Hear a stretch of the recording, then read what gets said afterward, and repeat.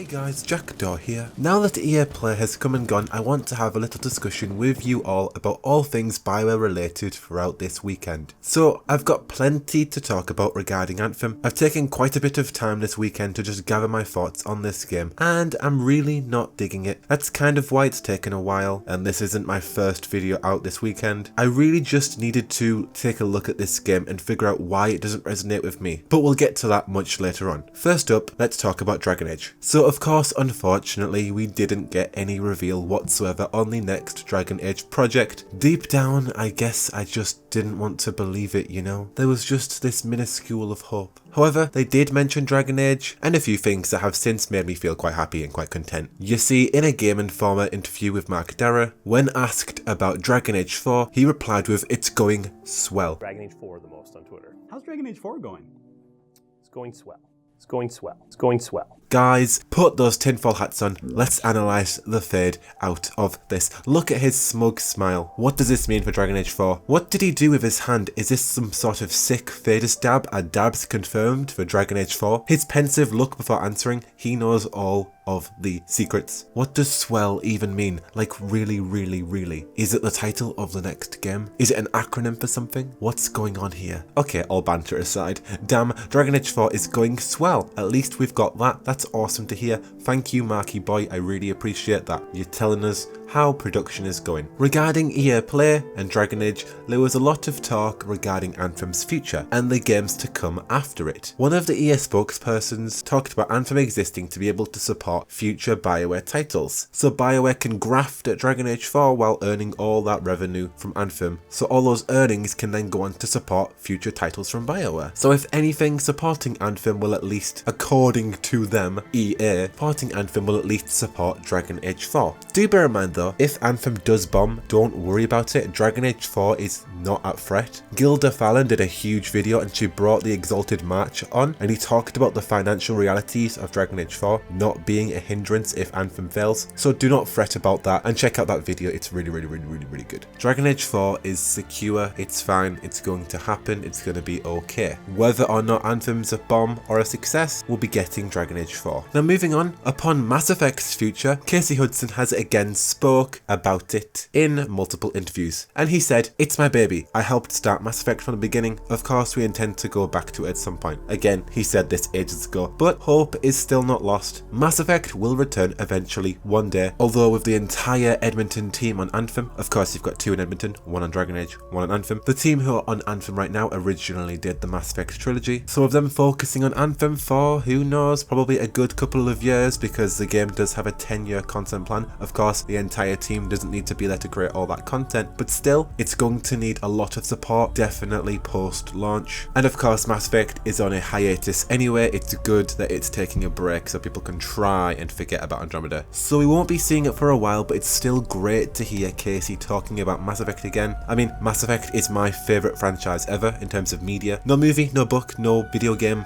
universe, lore can get me like Mass Effect does. It's just incredible to me. I ain't talking about Andromeda's lore, Andromeda's universe, forget that. I'm talking about the original trilogy. So I damn well want to see BioWare Edmonton, the original team, return to its baby to redeem it, because Andromeda just ruined it for me personally. Also, seeing it go back to Casey Hudson, being back in the helm again once more, that would be awesome, that would be incredible, because he helmed the original trilogy. So hearing that just raises my spirits a tiny bit more. But just like all the BioWare single player exclusive RPGs at the Mo, they're all in the distant future. So with that, let's talk about something that's not in the distant future. Let's talk about Anthem. So first up, okay, I play BioWare games for their cohesive, deep, player-focused narratives. So what's the story of Anthem? Well, according to Kathleen Rootsarat, the new lead writer on Anthem, I will touch upon that later. Upon her talking about the story at EA Play, she said, "The premise of Anthem is a world left unfinished by the gods." So they're putting a huge emphasis on environmental storytelling. The narrative is all about uncovering the ancient mysteries of this land. You are enraptured into this chaotic world. The gods abandoned their creation, leaving behind their massive tools, which are a constant conflict with this unknowable force called the Anthem of Creation. The world is constantly being reshaped in a new and unpredictable way, like hectic storms, untamed beastly creatures. It's a very dangerous world to explore, and this is where the Javelin suits come to play. It's our job as a freelancer to uncover and fix this world. In the gameplay, we come across a Shaper relic. I believe the Shapers are the ancient gods who abandoned their world, and like Fade Rifts in Dragon Age or Vaults in Andromeda, it's our job to find and then silence these relics. And to do this, the player gathers 6 of these echoes to then disable the relic, and when we do so, the relic silences and from its trembling a boss fight is unlocked. So is this the entire gameplay loop of Anthem, the main narrative beat, the entire reason for playing? We're going out into this tumultuous world to fix these huge aircons, to then kill a creepy boss, and then get a decent paycheck? Like, what is the shtick here? What's the overall narrative aim? Are we searching for the Anthem of creation, or are we just doing all of this for loot? How does this gameplay tie back to its main narrative? In my honest opinion, you can see that the developers focused on the gameplay first, to then create a narrative that could match the style of gameplay. The two weren't created symbiotically. They pushed the gameplay ideas and then went, oh, writer, please make a story out of this. Now I know that a game is founded upon gameplay and then story, but this to me seems like unhealthy games design. Now shame on me for not realizing, but Drew Karpyshyn, the original writer, isn't working on Anthem anymore. In fact, he's not at BioWare anymore, and as we can see, he's been replaced with Kathleen since March. Now Drew is, or I should say was, an impeccable writer at BioWare. He's wrote many incredible narratives, of course, we've talked about him before, he's a legend, but he wrote KOTOR, he worked on the Mass Effect franchise, he was going to work on some Mass Effect books, but they got canned. I'm not sure if he's ever worked on Dragon Age though. But hey, he left BioWare in March, and I'm not going to try and drum up worries here, I don't want to do that. But has he since left seeing a sinking ship in Anthem? Or did he leave knowing that the narrative of Anthem is in safe hands with Kathleen? I'm a tad wary, but regardless, going back to the story, Mark Darrah talked about what makes a great BioWare narrative. He talked about having characters that the player can have a connection with, the choices that the player gets to make, and the ultimate feeling about the story being about the player. And of course, a lot of these beats can't really be implicated into a multiplayer game for obvious reasons. The way BioWare are handling this, they're tackling this issue, is by allowing each player to have a solo experience in Fort Tarsis, the main hub. All of this is completely single player. This is where choices, decisions, friendship growth, and the main narrative will all cultivate when we're by ourselves in this hub. This is where the story is told from. Out in the world, we're going to have a shared narrative experience, either solo or with some friends. Regardless, it's still a shared world narrative. And then when we go back to the hub, this is where the main narrative is pushed by our solo experiences. I assume we'll be tackling big decisions and choices and then inevitably dealing with those consequences. So if we're in the hub solo and we have choices that can greatly affect Fort Tarsis and we can build friendships around the town, it begs the question,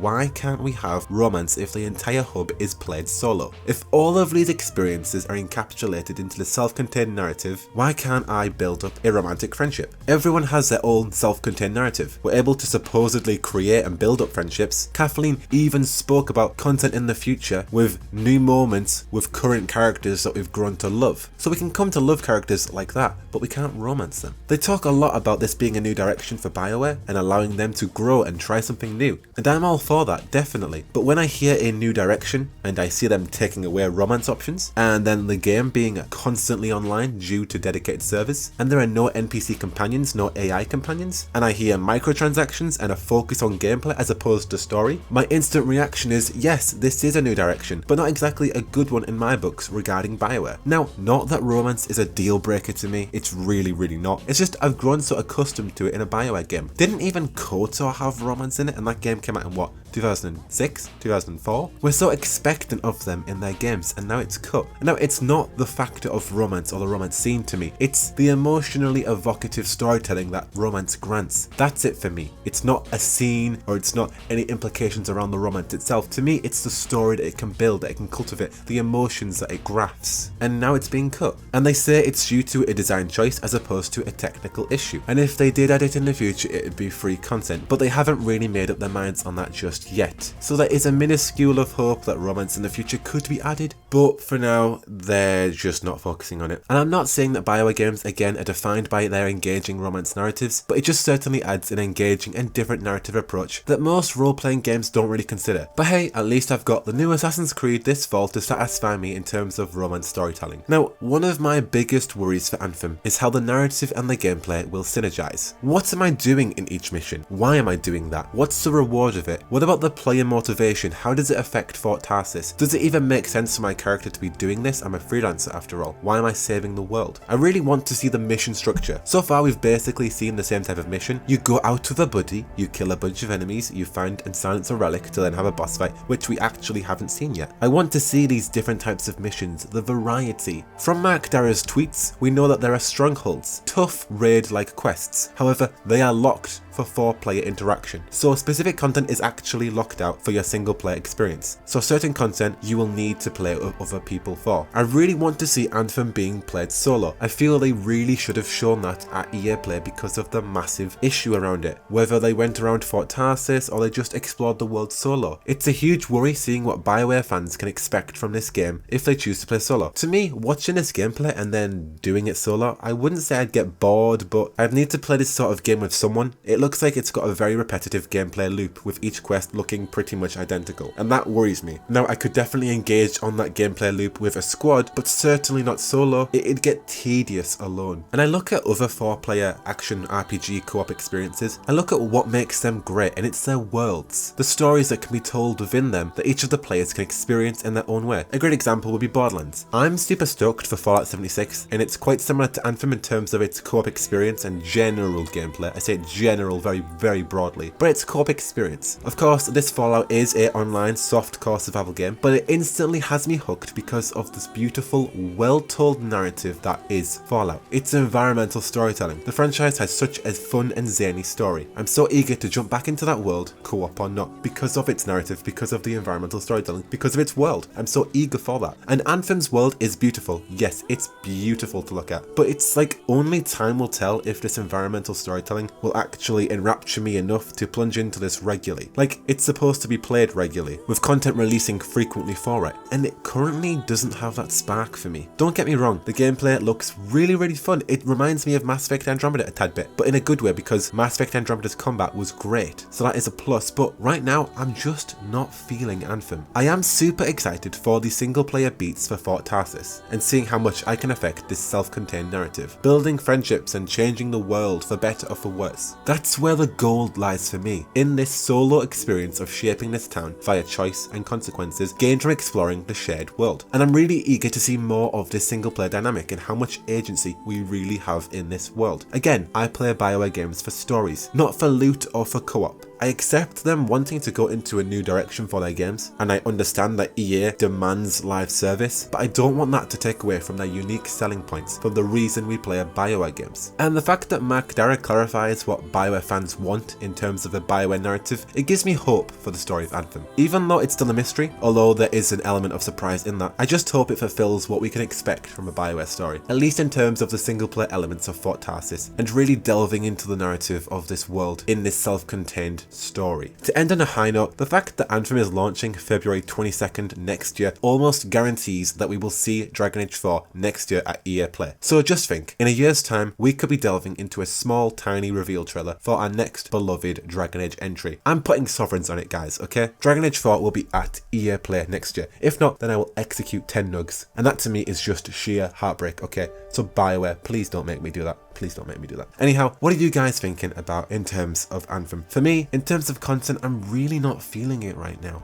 I don't know, I need to see more. I really wanted to see the story elements of it this E3. I'll definitely do videos on story elements of it, but stuff like trailer breakdowns on gameplay, it just seems so monotonous to me. I would literally be like, oh look at those explosions. That aesthetic, nice. I love the frostbite. Those FIFA physics, man. Exactly, that's just dull as fade, so I really don't want to pull you through that monotonous experience. But if we do get story elements on it, I will definitely cover those. But hey, for your things BioWare, Dragon Age, Mass Effect and other RPGs like The Elder Scrolls 6 I may just delve into, you're already in the right place for all that jazz. Thank you to all my lovely patrons, I love y'all so much. But until the next one, I have been Jackdaw and thank you for watching, and I should go.